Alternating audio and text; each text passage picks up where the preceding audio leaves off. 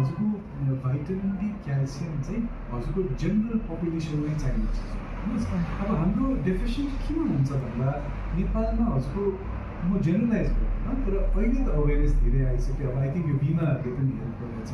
नत्र हाम्रो यो जेनरल बडी चेकअप गर्ने होइन, या नत्र स्पेसिफिक चेकअप्स गर्ने, हामी त्यसमा एकदमै पछाडि छौँ क्या हजुर। हामी हस्पिटल जान खोज्दैनौँ, हामी सोच्छौँ हाम्रो ठिक छ होइन।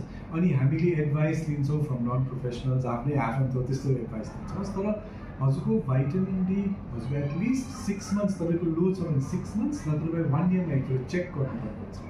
इनकेस लो छ भने सप्लिमेन्ट गर्नुपर्ने हुन्छ। प्लस यो खेलाडीलाई मात्र होइन, सबै जेनरल पपुलेसनलाई हो।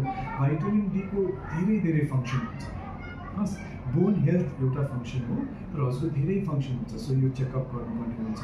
प्लस अब डायट वाइज चाहिँ हजुरको खेलाडीलाई चाहिँ हजुरको मेन चाहिने प्रोटिन हो, तर अलिअलि कार्बोहाइड्रेट्स पनि चाहिन्छ।